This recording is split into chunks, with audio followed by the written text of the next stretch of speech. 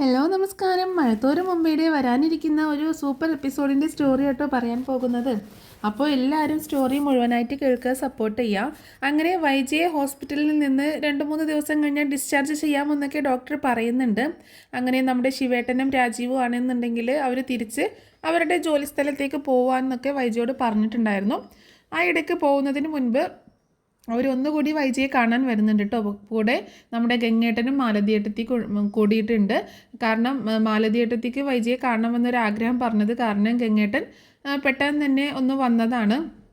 അങ്ങനെ അവർ കൂടി വരുന്നുണ്ട്. അങ്ങനെ വരുന്ന സമയത്ത് ഹോസ്പിറ്റലിലേക്ക് എത്തുകയാണ് എല്ലാവരും കൂടിയിട്ട്. അങ്ങനെ ഡോക്ടറെ കണ്ടിട്ടൊക്കെയാണ് വൈജയെ കാണാനായിട്ട് പോകുന്നത്. വൈജയന്തി ഓക്കെ ആയി വരുന്നുണ്ട്. കുറച്ച് ദിവസം കൂടി കഴിഞ്ഞാൽ ഹോസ്പിറ്റലിൽ നിന്ന് ഡിസ്ചാർജ് ആവാമെന്ന് ഡോക്ടർ പറയുകയും ചെയ്യുന്നുണ്ട്.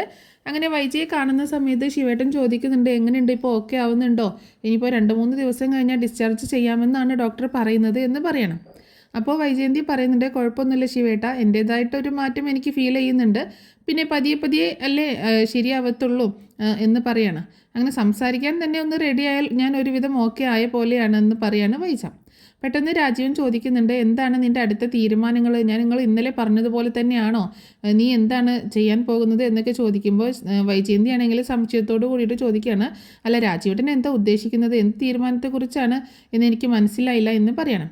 അപ്പോൾ രാജീവൻ പറയുന്നുണ്ട്, അല്ല നീ എങ്ങോട്ടാണ് പോകുന്നത് എന്നാണ് ഞാൻ ചോദിച്ചത്. അപ്പോൾ ഞാൻ ഇന്നലെ പറഞ്ഞതാണല്ലോ നെടുമ്പുരക്കിലേക്ക് ഞങ്ങൾ പോകത്തില്ല ഞാൻ പോകത്തില്ല എന്ന് പറഞ്ഞതാണല്ലോ, പിന്നെ നീ എങ്ങോട്ടാണ് കൈതക്കിലേക്കാണോ പോകുന്നത് എന്ന് ചോദിക്കുമ്പോൾ അതും ഞാൻ തീരുമാനിച്ചിട്ടില്ല എന്ന് പറയണം. അപ്പോൾ പറയുന്നുണ്ട്, എന്താണ് നിൻ്റെ തീരുമാനം എന്ന് ചോദിക്കുമ്പോൾ ഞാൻ ഈ 2 സ്ഥലത്തേക്കും വരാൻ ഉദ്ദേശിച്ചിട്ടില്ല, ഞാനും എൻ്റെ 3 മക്കളും കൂടിയിട്ട് വേറെ വാടക വീടെടുത്ത് അങ്ങോട്ടേക്ക് താമസം മാറാനാണ് തീരുമാനിച്ചിരിക്കുന്നത് എന്ന് പറയണം. അപ്പോൾ കൃഷ്ണ എന്താണെങ്കിലും വരില്ലല്ലോ നിൻ്റെ കൂടെ എന്ന് പറയുമ്പോൾ കൃഷ്ണ വരുന്നില്ലെങ്കിൽ വരണ്ട, ബബ്ദിയും രോഹിയും എൻ്റെ കൂടെ വരും എന്ന് പറയണം. അതുമാത്രമല്ല അമ്മയ്ക്ക് സമ്മതമാണെങ്കിൽ അമ്മയെ ഞാൻ അങ്ങോട്ടേക്ക് കൊണ്ടുപോകും എന്ന് പറയുന്നുണ്ട്. പിന്നെ എനിക്കൊരു സഹായത്തിനായിട്ട് ഞാനൊരു ഹോം ന്യൂസിനെ കൂടി വെക്കുന്നുണ്ട്, എനിക്കിപ്പോൾ ഈ പറഞ്ഞ 2 തറവാട്ടിലും വന്ന് നിൽക്കേണ്ട കാര്യമില്ല എന്നൊക്കെ പറയണം. അപ്പോൾ ദേഷ്യപ്പെട്ടിട്ട് ശിവൻ ചോദിക്കുന്നുണ്ട്, അതെന്ത് വർത്തമാനമാണ് വൈജയന്തി നീ പറയുന്നത്, നിൻ്റെ കാര്യങ്ങളെല്ലാം നോക്കാൻ വേണ്ടിയിട്ട് ഈ കണ്ട ദിവസം ഞങ്ങൾ എല്ലാവരും മാറി മാറി വരികയും പോവുകയും ഒക്കെ ചെയ്തിട്ട് ഇപ്പോൾ നിനക്ക് നിൻ്റേതായ രീതിയിലൊക്കെ ഓക്കെ ആയി എന്ന് കണ്ടപ്പോൾ നിനക്ക് ഇപ്പോൾ ആരെയും വേണ്ടെന്നായോ. അപ്പോൾ വൈജയന്തി പറയണേ, നിങ്ങളും അങ്ങനെ തന്നെയല്ലേ ശിവേട്ട എന്നോട് സംസാരിച്ചത്, നിങ്ങൾ എന്നോട് എവിടേക്കാണ് പോകുന്നത് എന്നാണ് ചോദിച്ചത്, അല്ലാതെ നിങ്ങൾ എന്നോട് നമ്മുടെ വീട്ടിലേക്ക് പോകാം എന്നല്ലല്ലോ പറഞ്ഞത്. എങ്കിലും എനിക്ക് അതിലൊന്നും ഒരു പരാതിയില്ല, എനിക്ക് ഇനി സമാധാനമായിട്ട് എൻ്റെ മക്കളോടൊപ്പം ജീവിക്കണം എന്ന് പറയണം. അപ്പോൾ ശിവൻ വീണ്ടും ചോദിക്കുന്നുണ്ട്, എത്ര മക്കളോടൊപ്പം എന്ന് ചോദിക്കുമ്പോൾ അതെന്താ അങ്ങനെ ഒരു ചോദ്യം, എനിക്ക് 3 മക്കളല്ലേ ഉള്ളൂ, നിങ്ങളെല്ലാവരും എന്തുദ്ദേശിച്ചിട്ടാണ് എന്നെ ഇങ്ങനെ കുത്തി പറയുന്നത് എന്നൊക്കെ ചോദിക്കുമ്പോൾ ബാലചന്ദ്രനും വന്ന് കണ്ടുപോയപ്പോൾ ഇങ്ങനത്തെ രീതിയിലൊക്കെ തന്നെയാണ് സംസാരിച്ചത്. ബാലചന്ദ്രനുള്ള മറുപടി ഞാൻ കൊടുക്കുകയും ചെയ്തിട്ടുണ്ട്. ഞാൻ പറഞ്ഞു കഴിഞ്ഞു, എനിക്ക് ഈ ഒരു ജന്മത്തിൽ നിങ്ങളുമായിട്ടുള്ള ജീവിതം മുന്നോട്ട് കൊണ്ടുപോകാൻ താല്പര്യമില്ല എന്ന്. ഹോസ്പിറ്റലിൽ നിന്നും പുറത്തിറങ്ങിയാൽ ഉടനെ ഞാൻ ഡിവോഴ്സിന് നോട്ടീസ് അയക്കും എന്ന് ഞാൻ പറഞ്ഞു, അതിനുള്ള നടപടികളൊക്കെ എടുത്തോളാൻ ഞാൻ പറഞ്ഞു കഴിഞ്ഞിട്ടുണ്ട് എന്ന് പറയണം. ആ സമയത്ത് രാജീവൻ ചോദിക്കുകയാണ്, അല്ല വൈജയന്തി, നിൻ്റെ കൂടെ കൃഷ്ണമോള് വരില്ലല്ലോ, നിനക്ക് തോന്നുന്നുണ്ടോ വരുമെന്ന് എന്ന് പറയുമ്പോൾ വേണ്ട രാജീവേട്ട, എൻ്റെ കൂടെ വരാൻ താല്പര്യമുള്ളവർ മാത്രം വന്നാൽ മതി, ഞാൻ ഒരാളെയും നിർബന്ധിക്കാൻ ഉദ്ദേശിക്കുന്നില്ല എന്ന് പറയുമ്പോൾ ശിവൻ കടുപ്പത്തിൽ പറയുന്നുണ്ട്, നീ ഇങ്ങനെ ഒന്നും അറിയാതെ ഇവിടെ കിടന്ന് ഓരോന്ന് പുലമ്പിക്കൊണ്ടിരുന്നോ വൈജയ്, നിൻ്റെ ജീവിതത്തിൽ നടക്കുന്നത് എന്താണെന്ന് നിനക്ക് വല്ല അറിവുമുണ്ടോ, നിന്നെ പറഞ്ഞിട്ടൊന്നും കാര്യമില്ല, നീ പ്രായമായ സമയം മുതൽ മറ്റുള്ളവർക്ക് എങ്ങനെ ബുദ്ധിമുട്ടുണ്ടാക്കാം എന്ന് മാത്രം ചിന്തിച്ചിരുന്ന പെൺകുട്ടിയാണ്, 3 ആങ്ങളമാർക്ക് ഉണ്ടായ ഒരു പെങ്ങളല്ലേ എന്ന വാത്സല്യം ഞങ്ങൾ നിനക്ക് തന്നിരുന്നു, എല്ലാത്തിനും ഞങ്ങളും കുറ്റക്കാരാണ്, ഇനി കൂടുതലൊന്നും പറഞ്ഞിട്ട് കാര്യമില്ലല്ലോ. ശിവനും രാജീവനും അവിടെ നിന്ന് അങ്ങനെ അതൊക്കെ പറഞ്ഞു പോകണം. അപ്പോൾ ഇവരുടെ സംസാരത്തിലൊക്കെ ഭയങ്കര ദേഷ്യം തോന്നുകയാണ് വൈജയ്ക്ക്.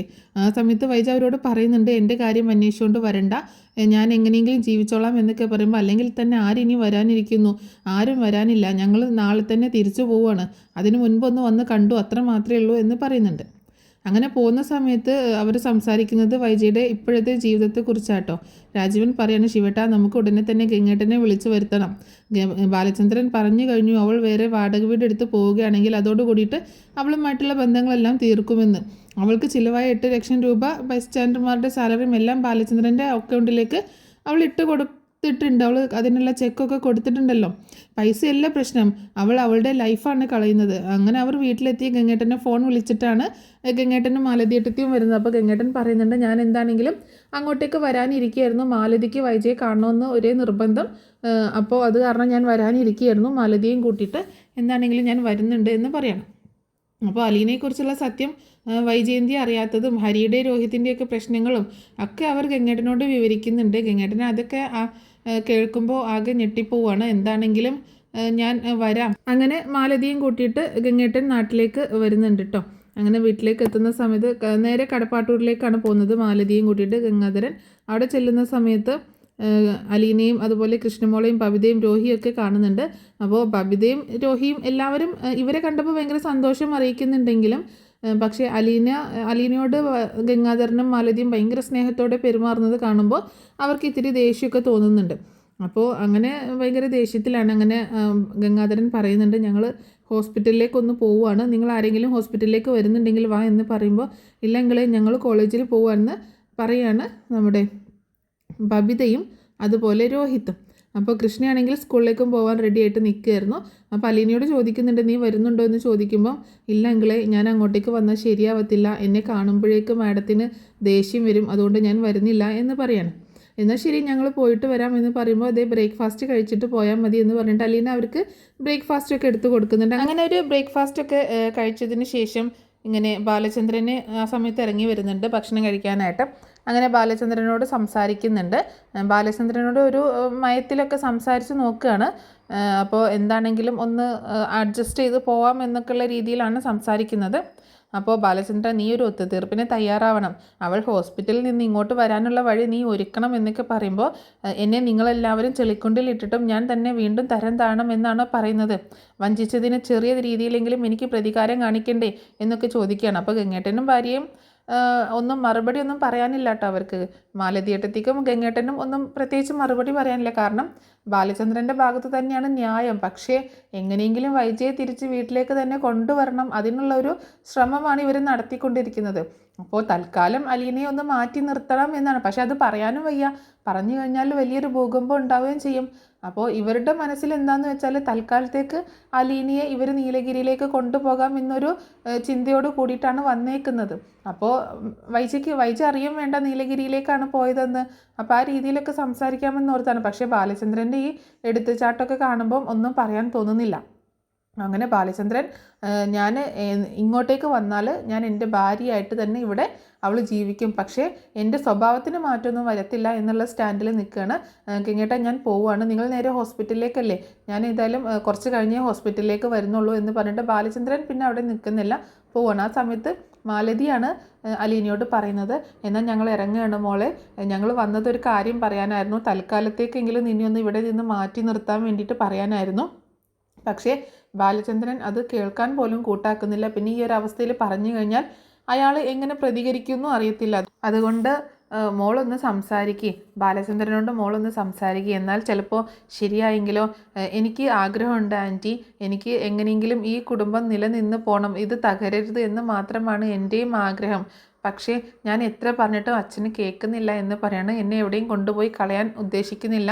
ഒന്നുകിൽ എന്നെ വിവാഹം കഴിപ്പിച്ചയക്കും, അല്ലെങ്കിൽ നല്ലൊരു ജോലി വാങ്ങിയിട്ട് അച്ഛൻ്റെ കണ്ണെത്തുന്നിടത്ത് ഒരു ജോലി വാങ്ങിച്ചു തരും. ആ ഒരു തീരുമാനത്തിലാണ്. അപ്പോഴും എനിക്ക് ഈ വീട്ടിലേക്ക് ഏത് സമയത്തും കയറി വരാം, ഇവിടെ താമസിക്കാം, അതിനൊക്കെയുള്ള സ്വാതന്ത്ര്യം അച്ഛൻ ഒരുക്കുകയും ചെയ്യും. അങ്ങനെയൊക്കെ ആകുമ്പോൾ ഞാൻ എന്താ ചെയ്യുക എന്ന് ചോദിക്കുകയാണ്. അപ്പോൾ മാലതി പറയുന്നുണ്ട്, ഞങ്ങളൊരു തീരുമാനം എടുത്തിട്ടാണ് വന്നത്, ഞാൻ മോളോട് പറയാം, മോളൊന്ന് ബാലചന്ദ്രനോട് സംസാരിക്കുക, എന്താ ആൻറ്റി എന്ന് ചോദിക്കുമ്പോൾ, അതെ കുറച്ച് ദിവസത്തേക്ക് മോള് ഞങ്ങളുടെ കൂടെ നീലഗിരിയിൽ വന്ന് നിൽക്ക്, അവിടെ സെർവൻ്റായിട്ടൊന്നുമല്ല, ഞങ്ങളുടെ വൈജയുടെ മകളായിട്ട് ആ ഒരു രീതിയിൽ. അവിടെ സെർവൻ്റൊക്കെ ഉണ്ട്, ജോലിക്കാരൊക്കെ അവിടെ ഓരോന്നിനും ഓരോ ജോലിക്കാരുണ്ട്. മോൾ അവിടെ ഒരു ജോലിക്കാരിയായിട്ടല്ല വരുന്നത്. ഇവിടെ ബബിതയും കൃഷ്ണയും ഒക്കെ എങ്ങനെയാണോ ആ രീതിയിൽ തന്നെ അവർ വീട്ടിൽ വന്നാൽ നിൽക്കുന്നത് പോലെ, സ്വന്തം വീട് പോലെ കരുതി അവിടെ മോൾക്ക് നിൽക്കാം, കുറച്ച് ദിവസം അവിടെ നിൽക്കുക. അപ്പോൾ വൈജയുടെ ആശുപത്രിയിൽ നിന്ന് ഡിസ്ചാർജ് ആവുന്ന സമയത്ത് അവിടെ ആകുമ്പോൾ വൈജ അറിയാനും പോകുന്നില്ല അപ്പോൾ നീലഗിരിയിലാണ് എന്നുള്ളത്. അപ്പോൾ അപ്പോൾ അങ്ങനെ അവിടെ നിൽക്കുമ്പോൾ മോൾക്ക് അവിടെ കുറച്ചൊന്ന് മാറി നിൽക്കുകയും ചെയ്യാം, മോളൊന്ന് സംസാരിച്ച് നോക്കുക എന്ന് പറയുമ്പോൾ അത് ഞാൻ സംസാരിച്ച് നോക്കാം ആൻറ്റി, എനിക്ക് പോവാനാണെങ്കിൽ തന്നെ ഇപ്പോൾ വീടുണ്ട്. അത് കേട്ടപ്പോൾ ഗംഗേട്ടൻ ചോദിക്കുന്നുണ്ട്, നിനക്ക് വീടുണ്ടെന്നോ? നിനക്ക് വീടില്ലല്ലോ, നീ ഏത് വീടിനെ കുറിച്ചാണ് ഈ പറയുന്നത്? അത് എനിക്ക് എറണാകുളത്ത് ഒരു വീടുണ്ട്, ഞാൻ പറഞ്ഞിട്ടില്ലേ എൻ്റെ അനിയത്തി രേവതിക്കുട്ടി അവൾ നിൽക്കുന്ന വീട്. അത് അവളെ ദത്തെടുത്ത് കൊണ്ടുപോയ അവരുടെ വീടല്ലേ, അവരുടെ വീട് എങ്ങനെ നിൻ്റെ വീടാകും? ആ കുട്ടി തന്നെ അവിടെ ഇങ്ങനെ ജോലിക്കായിട്ട് നിൽക്കുകയല്ലേ എന്ന് ചോദിക്കുമ്പോൾ രേവതിക്കുട്ടി അവിടുത്തെ ജോലിക്കാരിയല്ല അങ്കിൾ, അവളെ അവർ മോളെ പോലെയാണ്, സ്വന്തം മോളെ പോലെയാണ് കാണുന്നത്, എല്ലാ സുഖ സൗകര്യങ്ങളോടും കൂടിയിട്ടാണ് അവൾ അവിടെ ജീവിക്കുന്നത്. ശരിക്കും പറഞ്ഞാൽ അവൾക്ക് സ്വന്തം അച്ഛനെയോ അമ്മയോ ഒന്നും കാണേണ്ട ആഗ്രഹമേ ഇല്ല. അവളുടെ അമ്മ മരിച്ചു പോയതാണ്, അച്ഛൻ എവിടെയോ ജീവിച്ചിരിപ്പുണ്ട്, പക്ഷെ അവൾക്ക് അവരെ കാണുകയോ സംസാരിക്കുകയോ അവരുടെ കൂടെ പോവുകയോ ഒന്നും വേണ്ട, അവൾക്ക് ഈ അങ്കിളും ആൻറ്റിയും മാത്രം മതി എന്ന് തന്നെ പറയുകയാണ് അവൾ. അത്രയും സുഖത്തിലാണ് അവൾ ജീവിക്കുന്നത്. ഇപ്പോൾ അവൾ കോളേജിൽ ചേർന്ന് പഠിക്കുകയും ചെയ്യുന്നുണ്ട്. ആ വീട് ഇവിടത്തേക്കാളും എനിക്ക് സ്വാതന്ത്ര്യമാണ് എനിക്ക് അവിടെ ചെന്നാൽ, പക്ഷേ എന്നാലും അത് എൻ്റെ വീടല്ല, എനിക്കറിയാം. ഞാൻ എത്രയൊക്കെ അവിടെ അവരെന്നെ ഒരുപാട് സ്നേഹിക്കുന്നുണ്ട്, ഞാൻ എത്ര നാൾ വേണമെങ്കിലും അവിടെ താമസിച്ചാലും അവർക്ക് യാതൊരു ദേഷ്യമോ വെറുപ്പോ ഒന്നും ഉണ്ടാവത്തില്ല, അവർക്കൊരു ബുദ്ധിമുട്ടും ആവത്തില്ല. എന്നോട് എപ്പോഴും പറയുന്നത് ഇവിടുത്തെ ജോലി നിർത്തിയിട്ട് അങ്ങോട്ടേക്ക് ചെല്ലാനാണ്, പക്ഷേ ഇതെൻ്റെ വീടാണ്, എൻ്റെ അമ്മയാണ് ഇവിടെ ഉള്ളത്, എൻ്റെ സഹോദരങ്ങളാണ് എന്നുള്ള കാര്യമൊക്കെ ആൻറ്റിയും അങ്കിളും അറിഞ്ഞതിന് ശേഷം എന്നെ അങ്ങനെ വല്ലാണ്ട് നിർബന്ധിക്കാറില്ല. എനിക്ക് ഇവിടെ നിൽക്കാനാണ് ഇഷ്ടം എന്ന് ഞാൻ അവരോട് പറഞ്ഞിട്ടുണ്ട്. എന്തൊക്കെ ബുദ്ധിമുട്ട് സഹിച്ചാലും എനിക്ക് ഇവിടെ നിൽക്കാനാണ് ഇഷ്ടമെന്ന് ആൻറ്റിക്കും അങ്കിളിനും അറിയാവുന്നത് കൊണ്ട് അവരെന്നെ നിർബന്ധിക്കാറില്ല അങ്ങോട്ടേക്ക് ചെല്ലാൻ. പക്ഷേ എപ്പോൾ ഞാൻ ചെന്നാലും എനിക്കുള്ള ഒരു സ്പേസ് അവിടെ എപ്പോഴും ഉണ്ടായിരിക്കും എന്ന് പറയാണ്. അപ്പോൾ അത്രയും നല്ല മനുഷ്യരാണല്ലേ നിൻ്റെ അനിയത്തിയെ കൊണ്ടുപോയത്, നിൻ്റെ ജീവിതം ഇങ്ങനെയായി പോയല്ലേ എന്ന് ചോദിക്കുമ്പോൾ അതൊന്നും സാരമില്ല, ഞാൻ അങ്ങനെയൊന്നും ചിന്തിക്കാറില്ല, ഞാൻ അങ്ങനെയൊന്നും ഉദ്ദേശിച്ചല്ല അങ്കിൾ പറഞ്ഞത്, എനിക്ക് പോകാൻ ഇടമില്ലാഞ്ഞിട്ടല്ല ഞാൻ പോവാത്തത് എന്ന് മാത്രമാണ് ഞാൻ ഉദ്ദേശിച്ചത് എന്ന് പറയാണ് അലീന. എന്നാൽ ശരി മോളെ, ഞങ്ങൾ ഹോസ്പിറ്റലിലേക്ക് ചെല്ലട്ടെ എന്ന് പറഞ്ഞിട്ട് അവർ ഹോസ്പിറ്റലിലേക്ക് പോവുകയാണ്. പിന്നീട് ഹോസ്പിറ്റലിലേക്ക് എത്തുകയാണ് മാലതിയും അതുപോലെ ഗംഗാധരനും. അങ്ങനെ അവർ വൈജയോട് സംസാരിക്കുകയാണ്. വൈജയോട് സംസാരിക്കുന്ന സമയത്ത് അലീനയെ പറ്റി സംസാരിക്കുന്ന സമയത്ത് ഭയങ്കര മോശമായിട്ടാണ് വൈജയന്തി സംസാരിക്കുന്നത്. ഗംഗേട്ടൻ ചോദിക്കുന്നുണ്ട് വൈജയ് ഇപ്പോൾ എങ്ങനെയുണ്ട് എന്ന് ചോദിക്കുമ്പോൾ കുഴപ്പമില്ല ഗംഗേട്ട, കുറച്ചൊക്കെ സംസാരിക്കാം, വലിയ പ്രശ്നങ്ങളൊന്നുമില്ല എന്ന് പറയാണ്. അങ്ങനെ മാലതി ഏട്ടത്തിക്കാണെങ്കിൽ വൈജയ് ഇങ്ങനെ കണ്ടപ്പോൾ ഭയങ്കര ബുദ്ധിമുട്ടുണ്ട്.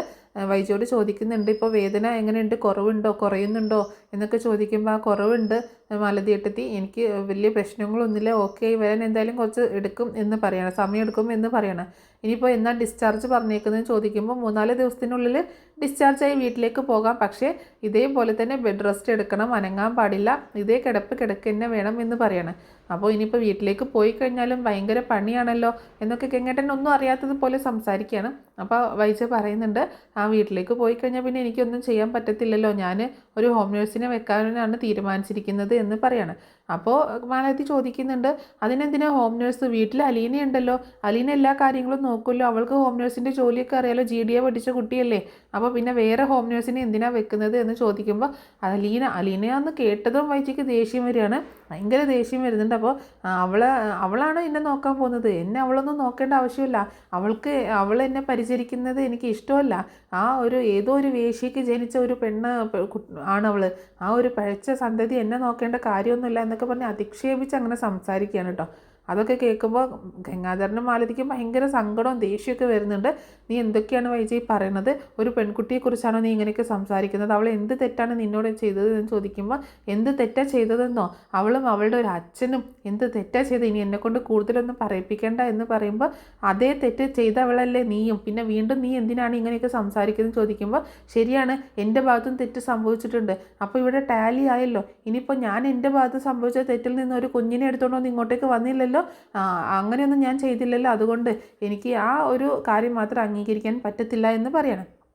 അപ്പോൾ ഇങ്ങനെയൊക്കെ സംസാരിച്ചുകൊണ്ടിരിക്കുമ്പോൾ അപ്പോൾ പറയുന്നുണ്ട് 23 വർഷങ്ങൾക്ക് മുമ്പ് നടന്ന കഥകൾ ഞാൻ ബാലചന്ദ്രനോട് പറയട്ടെ എന്ന് പറയുമ്പോൾ വൈജയ് ഞെട്ടിപ്പോണ്. എന്തിനാണ് ഇത്രയും വർഷങ്ങൾക്ക് ശേഷം ഇതൊക്കെ പറയുന്നത്, എൻ്റെ ജീവിതം തുലയ്ക്കാനാണോ ചോദിക്കുമ്പോൾ നിൻ്റെ ജീവിതം ഇനി എങ്ങനെ തുലയ്ക്കാനാണോ, നീ എന്താണെങ്കിലും ബാലചന്ദ്രൻ്റെ കൂടെ ജീവിക്കാൻ ഉദ്ദേശിക്കുന്നില്ലല്ലോ, അപ്പോൾ പിന്നെ ഈ കാര്യങ്ങളൊക്കെ ബാലചന്ദ്രൻ അറിഞ്ഞു കഴിഞ്ഞാൽ എന്താ കുഴപ്പം, അതൊന്നും ഒരു പ്രശ്നമില്ല, ബാലചന്ദ്രൻ അറിയട്ടെ, എല്ലാ കാര്യങ്ങളും ബാലചന്ദ്രനെ അറിയട്ടെ എന്ന് പറയണം. അപ്പോൾ അത് കേട്ടപ്പോൾ വൈജ ഒന്ന് പേടിക്കുന്നുണ്ട് കേട്ടോ.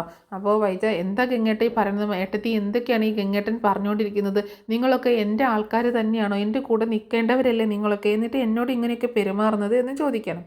അപ്പോൾ ഗംഗേട്ടൻ പറയുന്നുണ്ട്, നീ പ്രസവിച്ച് ഉപേക്ഷിച്ച് എന്ന് കരുതിയ കുഞ്ഞ് മരിച്ചു പോയി എന്നാണോ നിൻ്റെ വിചാരം എന്ന് ചോദിക്കണം. അപ്പോൾ എൻ്റെ കുഞ്ഞ് മരിച്ചു പോയതല്ലേ, ഞാൻ ആ കുഞ്ഞിനെ ഒന്നും എടുത്തുകൊണ്ട് വന്നില്ലല്ലോ എന്നൊക്കെ പറയുമ്പോഴാണ് ഗംഗേട്ടൻ ചോദിക്കുന്നത്. അപ്പോൾ വൈജി ഒന്ന് ഞെട്ടിപ്പോകുന്നുണ്ട്. നിങ്ങളല്ലേ പറഞ്ഞത് അത് പ്രസവത്തോടെ മരിച്ചു പോയെന്ന് എന്ന് ചോദിക്കുമ്പോൾ, ഇല്ല, അത് പ്രസവത്തോടെ മരിച്ചു പോയിട്ടുണ്ടായിരുന്നില്ല, ആ കുഞ്ഞിനെ ഒരു ഓർഫനേജിൽ ഏൽപ്പിക്കുകയാണ് ചെയ്തത് എന്ന് പറയണേ. ഇത് കേട്ടപ്പോൾ വൈജി ആകെ ഷോക്കാവുന്നുണ്ട് കേട്ടോ. എന്താ ഗംഗേട്ടൻ ഈ പറയുന്നത് എന്ന് ചോദിക്കുമ്പം, അതേ വൈജി, നിൻ്റെ ആ കുഞ്ഞ് ഇപ്പോഴും ജീവനോടെ ഉണ്ട് എന്ന് പറയണേ. ശരിക്കും ഞങ്ങൾക്കൊന്നും അറിയത്തില്ലായിരുന്നു അങ്ങനെ ഒരു കുഞ്ഞ് ജീവിച്ചിരിപ്പുണ്ടല്ലോ എന്നുള്ള കാര്യം.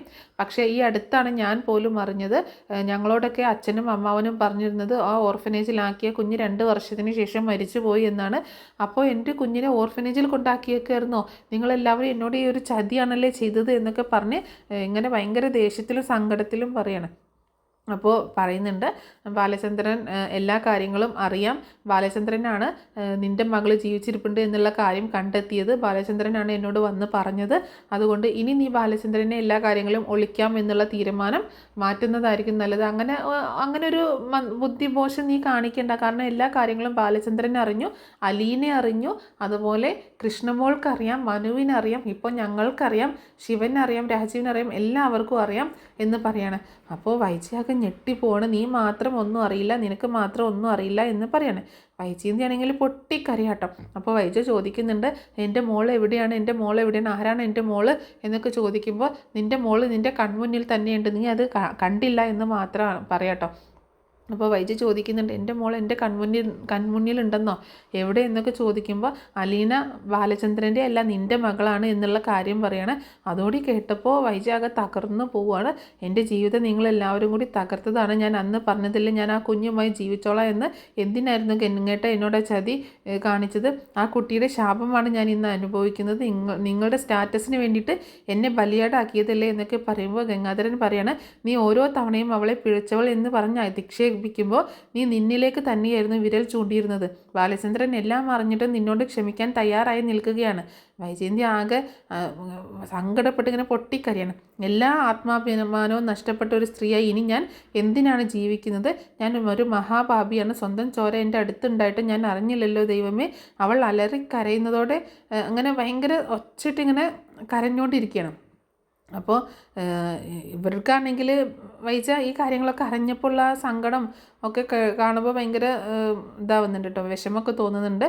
നിങ്ങളെല്ലാവരും കൂടി എന്നെ ചതിച്ചതല്ലേ ഗംഗേട്ട, അന്ന് ഞാൻ എത്ര കരഞ്ഞതാണ് എനിക്ക് ആ കുഞ്ഞിനെ വേണമെന്ന്. പക്ഷേ എൻ്റെ വീട്ടുകാരും നിങ്ങളും ആരും അത് കേട്ടില്ല. എല്ലാവരും കൂടി ചേർന്ന് ആ കുഞ്ഞ് മരിച്ചുപോയി എന്ന് എന്നെ പറഞ്ഞ് വിശ്വസിപ്പിച്ചു. എന്നിട്ട് എന്നെ ഈ ബാലചന്ദ്രൻ്റെ തലയിൽ കെട്ടിവെച്ചു. ഇന്ന് നിങ്ങൾ തന്നെ വന്ന് പറയുന്നു അവൾ എൻ്റെ മകളാണെന്ന്. ആ അലീനയുടെ മുഖത്ത് ഞാൻ ഇനി എങ്ങനെ നോക്കും?